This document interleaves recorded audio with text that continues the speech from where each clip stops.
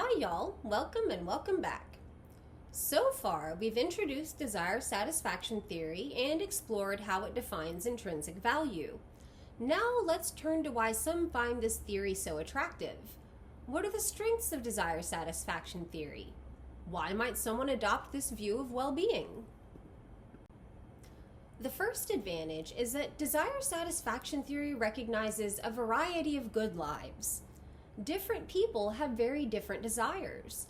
Some desire wealth, others desire knowledge, others desire deep relationships, and others desire creative achievement.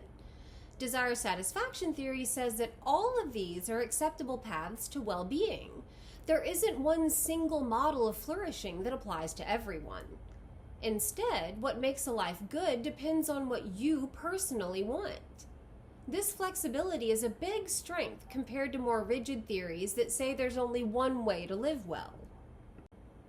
Second, desire satisfaction theory emphasizes personal authority. You are the expert on your own well-being. What's good for you depends on your desires and not what society, culture, or philosophers say should be good for you. This respects individual freedom and autonomy.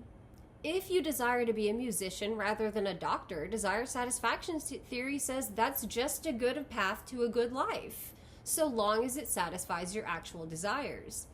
In this way, desire satisfaction theory feels empowering because it puts you in charge of your own flourishing. Third, desire satisfaction theory avoids reliance on objective values. Some theories of well-being assume that things like truth, virtue, or knowledge are objectively good for everyone. But those assumptions are controversial and often debated. Desire satisfaction theory sidesteps the controversy by saying those things are good only if you desire them. If you don't care about truth or virtue, then their presence in your life doesn't necessarily improve your well-being. This makes desire satisfaction theory more neutral and less prescriptive than some other theories. Fourth, desire satisfaction theory connects well-being with built-in motivation. Human beings are naturally motivated by our desires. We want things and we act to fulfill those wants. Desire satisfaction theory ties the good life directly to this natural motivational structure. You don't have to be convinced to pursue what's good for you. You're already motivated to pursue your desires. And that makes desire satisfaction theory feel psychologically realistic. Fifth, desire satisfaction theory is strongly focused on self-interest. It doesn't claim to tell us what's good for society as a whole or what moral duties we have to others.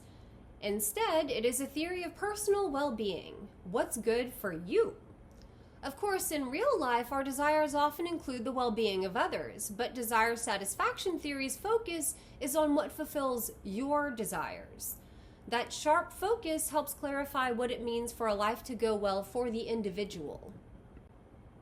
Finally, desire satisfaction theory requires no special knowledge or moral expertise. You don't need to study philosophy, theology, or ethics to know what's good for you.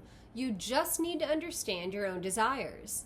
That makes desire satisfaction theory simple, intuitive, and accessible. In fact, it aligns with the way many of us already think about our lives. We often measure how things are going by asking, am I getting what I want? When we add these points together, we can see why desire satisfaction theory has a lot of appeal.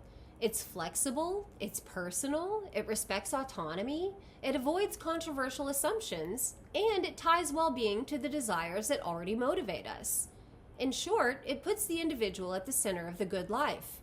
That's a powerful and attractive vision of what well-being means. But, of course, no theory is perfect.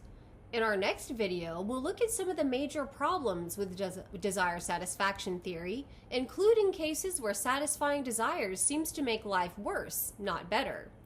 That's where we'll bring in some vivid examples, including Eric Cartman from South Park, to test the limits of desire satisfaction theory. For now, here's a reflection for you. Does desire satisfaction theory's focus on desire satisfaction match your own experience? When you think about what makes your life go well, does it come down to getting what you want, or do other factors matter more? That's the question to keep in mind as we move into the critiques. All right, y'all, that wraps up this video. If you're interested in more videos on philosophy and ethics, please take a look at the videos posted on our channel. Thanks for watching. Everybody have a great day.